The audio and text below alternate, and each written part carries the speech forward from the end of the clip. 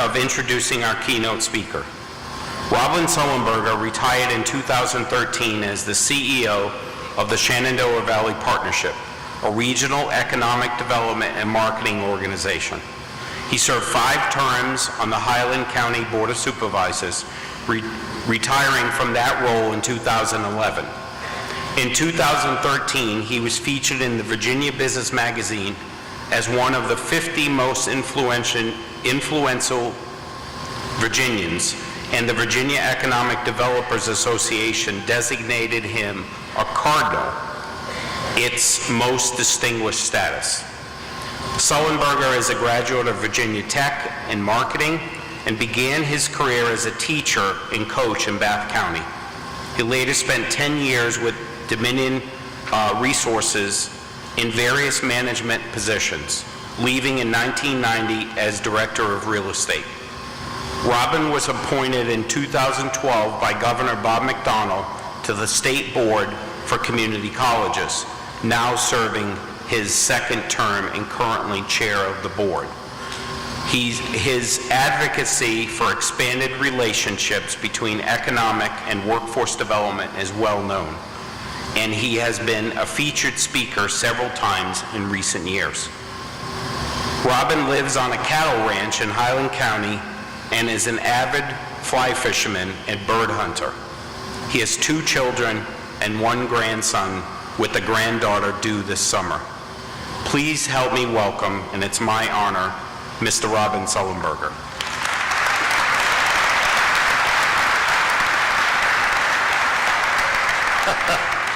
Good evening. This is indeed a distinct honor, and like I didn't exactly ask John the same question you did, but I did say, what do you want me to talk about? And he said, about 3 minutes, maybe 5. I got a lot of things I'd like to talk about, but I understand that I'm actually here to have fun, which I want to make perfectly clear to all of you.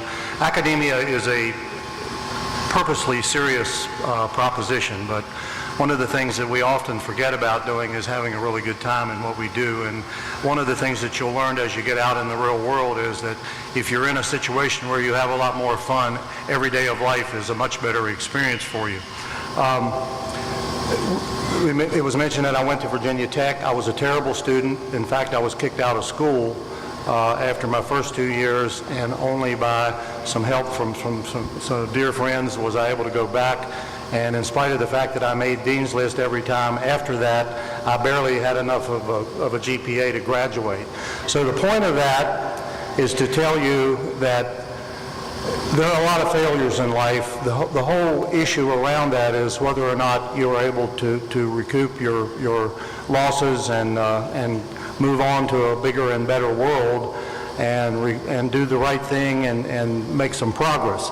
So I am quite sure that each and every one of you are going to do exactly that. This is a very special place. I think all of you know that. I don't need to go on and on about that. And I will tell you that all the notes that I wrote for my speech I've already turned over and probably won't say very many of them. The most vivid memory I have from college was from a professor who was also the mayor of Blacksburg at the time. And he was a quirky guy. And in fact, he would have been fired instantly in today's world for a variety of reasons. But one of his favorite things was to throw erasers at people who went to sleep in his class. And of course, if he hit them, the chalk would fly and everybody would laugh, and the person who happened to would be humiliated. And then I thought, well, you know, I'm not sure all these people would even know what an eraser is in today's world, but I hope you do. It was an interesting experience. The point is, this man, we beat up on this man frequently because he was fun to play with, and he had fun with us. But the one thing that he said to us repeatedly that I remember to this day is, I am not here to teach you about the status quo and what's going on in the real world. I am here to teach you how to go out and make the world a better place. Now, I can't help but think that that comment is probably more relevant today than it was 50 years ago when I was in school, because we all know about all the interesting and somewhat not interesting and somewhat difficult issues that are facing the world today, the things that are happening in schools, the things that are happening politically. Politically, we're certainly not going to get into that tonight, but the thing that I would say to you in that regard is, please do remember that you can make a difference, every one of you individually, and particularly the whole of you collectively. The recent scandals at colleges where parents are paying for their kids to go to school, you're the absolute antithesis of that, because you are the elite students who have worked your way into doing what you want to do, what you are challenged to do, and you deserve everything that comes to you. No one can take away from you anything that you take away from this college. It's been a sobering experience for me in many ways, learning particularly over the last year when I visited. I made a commitment when I became chair to visit all 23 colleges. And frankly, that's a whole lot more difficult than I anticipated. I've driven as much as 1,500 miles on a couple of weeks, but it's been incredibly enlightening because it's taught me a lot about myself, a lot about what we're dealing with, and how different all the colleges are. We keep hearing all the time that 50% of the students are hungry much of the time, don't have places to live, don't have transportation, in many cases with families, babysitting problems, you name it, across the board. The point of saying that to you is that each and every one of you who have dealt with those kind of issues have overcome them and are here tonight to prove that. So I commend you for that. If you've had to face difficult situations over the course of completing what you're doing here, more power to you. I certainly hope that as difficult as it may have been, has been a learning experience for you as well. One of the frustrating things for me was mentioned that I've been in economic development and workforce development. Virginia is, for all intents and purposes, 2 states, and the rural part of Virginia certainly does not prosper in the ways that the urban part of Virginia does. You've heard about Amazon and all the things that are going on in Virginia now. The economy is booming. One of the problems with that for the education world, and particularly the community colleges, is that there's an inverse relationship between the availability of jobs and people going to school. So we lose students because there are jobs available to them, whether or not they're jobs that they really aspire to somewhere in the future of their life is probably the question. But if you are struggling with that still, I would certainly encourage you to continue your education and to continue to nurture all of the things that you aspire to somewhere down the road. I interface with an awful lot of business people. What you hear, it's interesting to hear what the most coveted jobs are and what the most needed jobs are in the state of Virginia right now. Welding, electricians, cyber. Governor Terry McAuliffe, when he spoke, often talked about the fact that there were 38,000 job openings in cybersecurity, and he was trying to recruit companies to this state and did not have the workforce available and skilled and trained to take care of those jobs.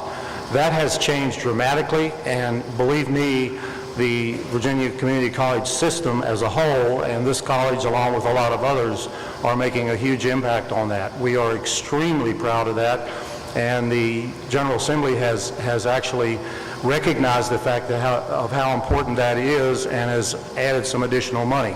I'm not going to make a commitment to you here tonight in saying this very loud, but we're considering everything that will go into next year's programs at next week's board meeting.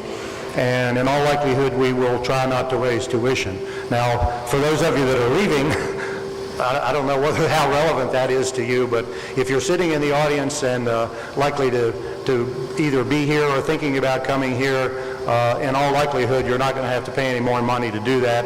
And with fast forward programs and the things that are teaching all the skills, we hope that you'll be able to certainly take advantage of that. Those of you that are into transfer programs, and that is a large percentage of you, I'm well aware, one of the things, you're already groomed for success. We have statistics that prove that our students who go on to 4 years actually do better than the students who have already been there and matriculated through the entire 4-year program. So you're going to go with expectations that you're going to succeed, and those expectations should be internalized with you personally as much as they are with the people at that school. But I have no doubt that each and every one of you will find that experience to be valuable it's just something that you really should look forward to and really have a good time with. My daughter went to, actually, the two colleges that were mentioned, Roanoke College and Liberty. My daughter went to Roanoke College and is now finishing her graduate degree from Liberty online, which I find to be really, really difficult. I sat with her through some of this, and it's challenging. Anyway, a lot of scholarship money, almost $300,000 doled out here, and I can remember playing basketball here many years ago, and I understand that from Dr. Renoni that you're heading toward athletic programs, a great drawing card for the college, and certainly a good use of this facility. And I'm going to do the same thing to some degree that he did, and end with something from Abraham Lincoln from a century and a half ago. The only way to predict your future is to create your future. Let me say that again. The only way to predict your future, if you're sitting here thinking about where am I going to be 10 years from now, 20 years from now, create it for yourself. The best of luck to each and every one of you. It's been a joyful experience being here, and I wish you the very best.